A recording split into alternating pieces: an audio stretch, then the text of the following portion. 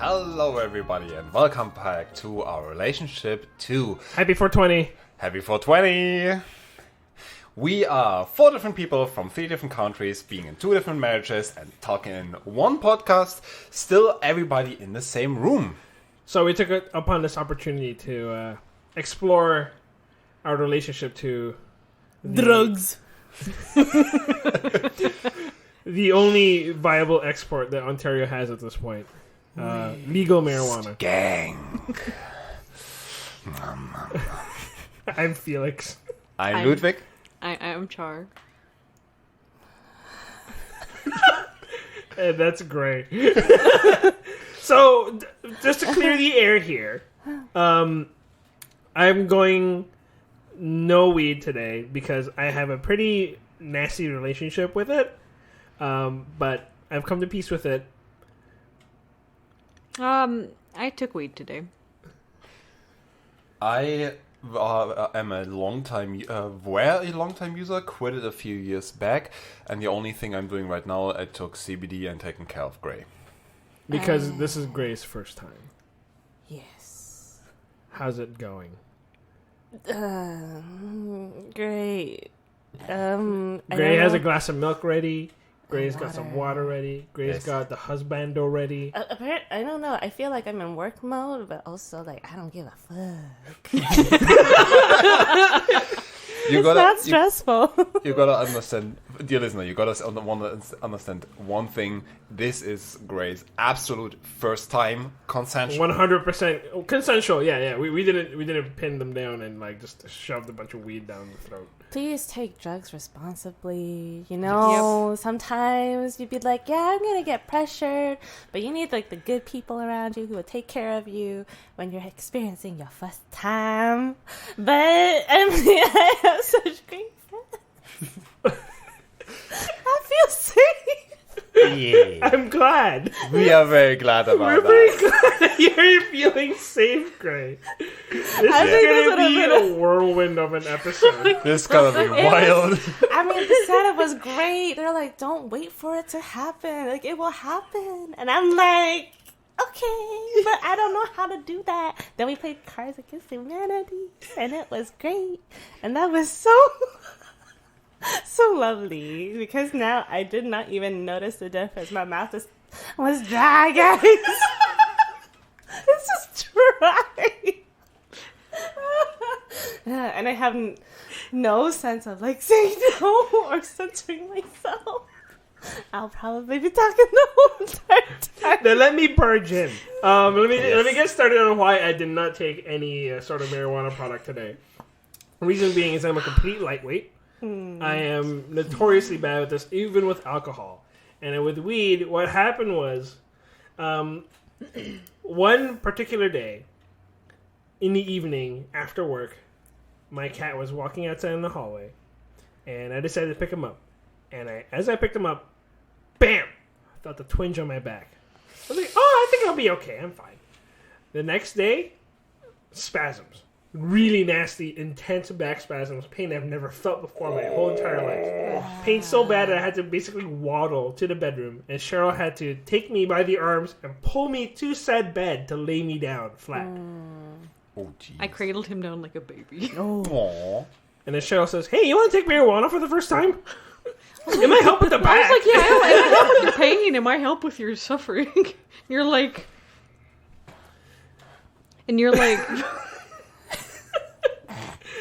What? Thanks, honey. Yeah, sure, I'll take it. At that point, I didn't care. Yeah. So, in typical getting high fashion, I started experiencing... I didn't think it helped with the back all that much. I think what helped more was just the heat pack that we made out of, like, rice and whatnot. That's true. But, oh boy, I felt my mind going all over the place. I felt my body trying to relax. And me, being a high-strung person, struggled to stay in the moment. And so I started semi-hyperventilating. Oh. Mm-hmm. And then I decided, you know what? What's a great way to center myself? Watch the most fucked up game trailer that I've ever seen in my whole life. It's for a game called Cruelty Squad. Oh. No. It's basically a game with like terrible PS1 era graphics. Everything is like flesh color. Yes, I know. I have seen things about this game. Yes. Can I get a cookie to dunk? We don't have any cookies here. The one that you were The talking- Milano ones. Oh, the Milano one. Because we did a snack episode before this, and I was like, ooh, I am too. I'm a milk dunker. And I keep staring at this cup of milk, and I was like, this is a missed opportunity, guys. Guys, if I could monetize dunking cookies into milk. Not to burst the bubble, but I think Oreo already did that. No. I want to be rich and not have to work. Sorry. I'm sorry.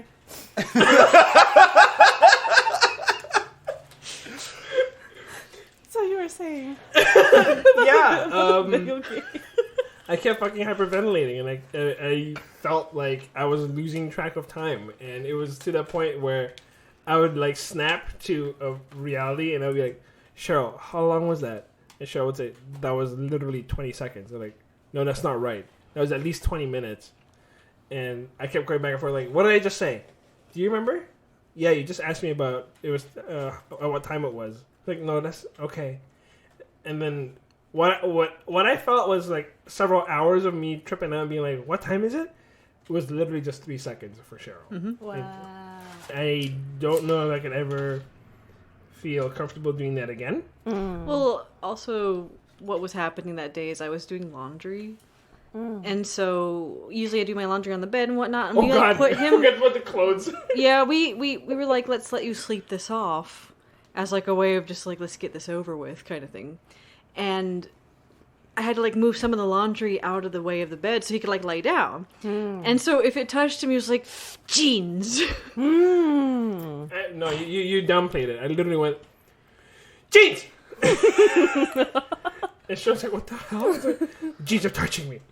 Okay. So I like had to move the laundry like further over. Like, is it okay? Like, is this fine? He's like, I can't have the laundry touching me.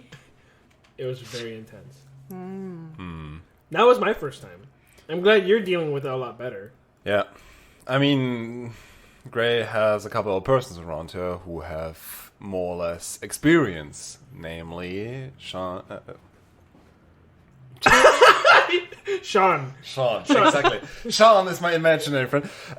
Namely, Cher and me.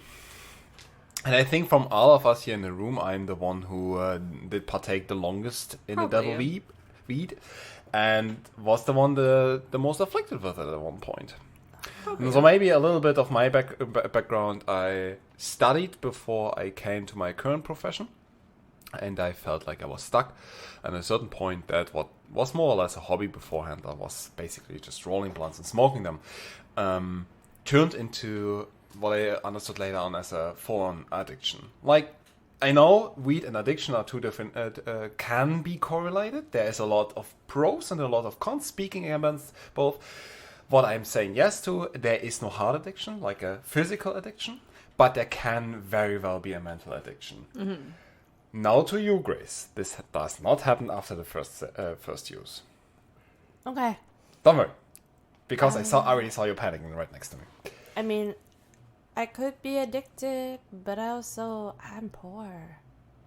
My poverty will prevent me from getting drugs the way no, that's a stereotype. I apologize. That's okay. Anyways, How was your first time, Cheryl? I know you didn't take any when you were in college. You took. I got hotboxed a couple times in college. Okay, But so like, yeah. Wait, is that? the same what happens to Okay. Yeah, it sucks. And then when I moved to Canada, when I was in my first job, some of my coworkers smoked it, and I tried. Not really for me. I never been like good with smoking or anything like that. Plus, like I've got asthma, so I was like, nah, I'm not gonna try doing this too often, kind of thing. So I then did more research and found like you could do edibles, and so I've normally just taken edibles or nowadays tinctures if I want to get high. But Grace is making mouth shapes. wait a I'm sorry. It's okay. Okay. But You're good. I don't really know what was my point at the second, but oh, hello. The brain. I zoned out for a Do second. you want cookies? I'm trying to save my tummy Oh. for Papa. Oh shit! Yeah. We're gonna. Now that you're high, hopefully you're gonna experience the true nirvana of fried chicken. Ooh. Oh yes. Oh no. Well, I have a really mixed bag of views with weed because I haven't had a good experience willingly, and I think what people say around like the positive side of things too. I want it for myself, and at the moment, I'm not feeling what people have mentioned to me. But I'm really glad that I was talked through the process of what my first high may look like, in the sense that it just kind of eases you in, but don't anticipate it and be relaxed about it. Otherwise, the anxiety will make that experience worse. So at whatever state you're at, it heightens that. So if you're not feeling good, then it will probably make you feel worse, from what I understand. Yep. And if I'm feeling like, all right, I'll probably mellow out from there. And if I'm feeling good and I take it, then I'll still have that high, but like slowly make my way down or something. Yes, it's similar. Like usually you say, what you bring in, you will bring out. There is the two different concepts of set and setting. Like set is with whom and what are you consuming, and in which. And setting is whereabouts. What is your environment? What is your inner place? And what we did here basically was making sure that both of these things were as ideal as possible. Like we have these snackies, we have the things you like. We are in a safe environment, and we have an exit plan in form of orange juice. Yep. Yeah. I mean, having an exit plan is really important to me because it allows me to have a sense of security, no matter how false it is. But I do think that I am rebelling in a sense because I never got a chance to experiment with drugs and alcohol. I mean, I found out that I was allergic to alcohol, so I was like, oh, I can't have fun. But if I'm taking weed, I thought like the smoking and the hotboxing was such a bad experience. Involuntarily. It can be.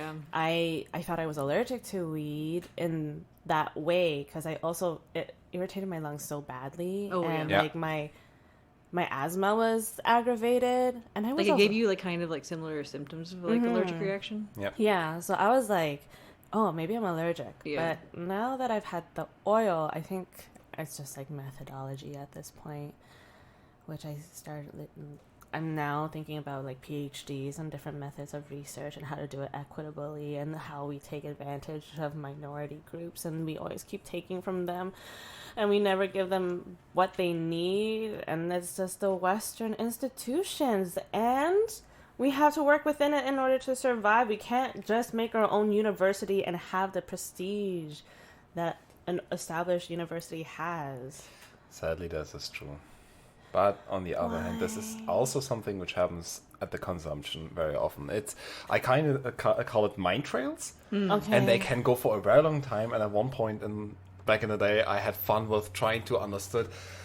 I ended up with universities, and I started with having the chance to experiment with weed. What happened in between? Because sometimes it just went like, so you're like, can I you like just rewind forgot all that? everything in the last 5 seconds. It's just gone.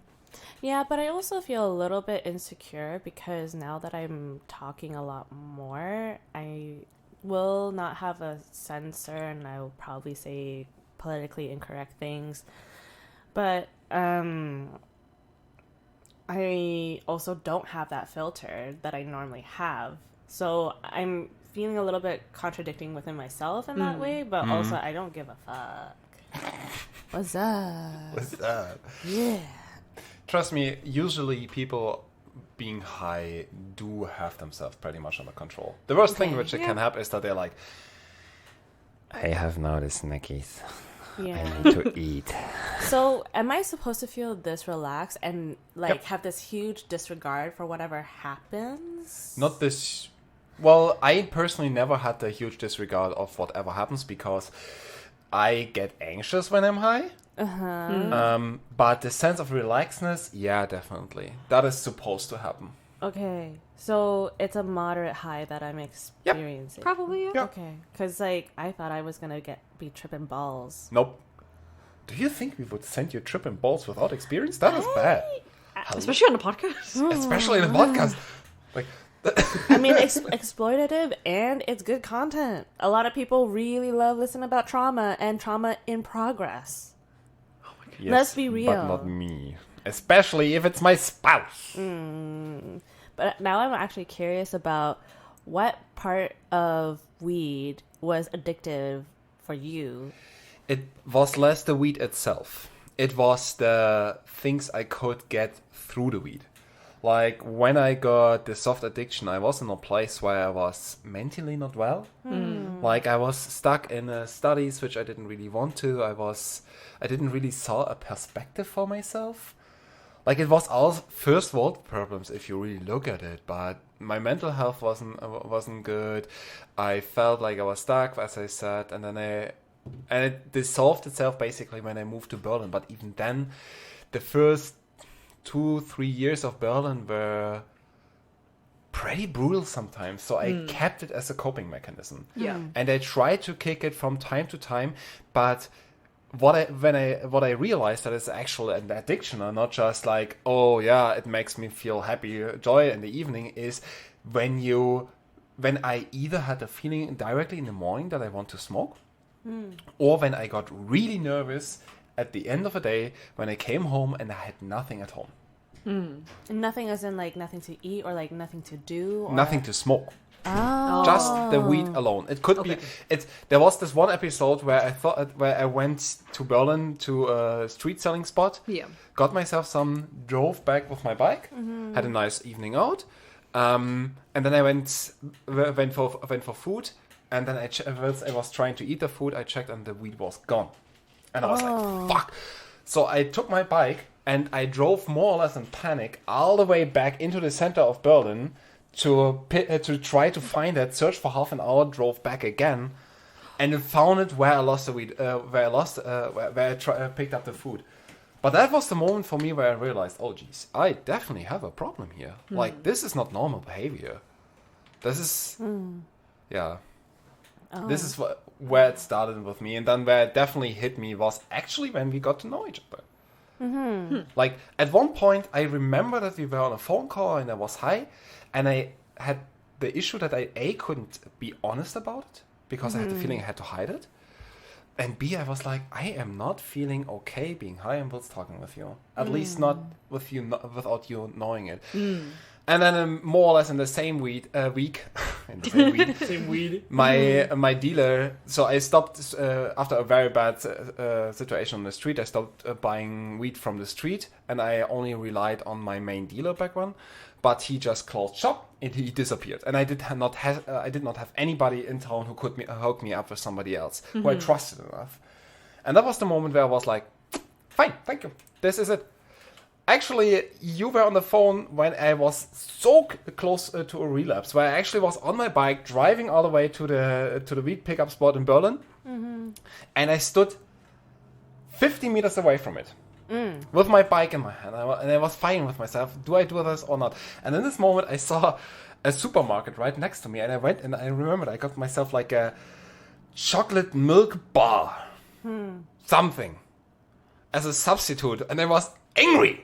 I was literally angry that I did not get my ass up this point and got myself some weed. I just got this thing. I was just like a little chill, having a mental temperature, like, but I drove home. You're speaking very fast. Yes, I know. I'm sorry. I'm sorry. No, but that makes sense. That's like something out of a movie. Yeah. Yeah, it's true. I mean, I don't know if I have a similar strong addiction, but I know You that... literally just tried it today.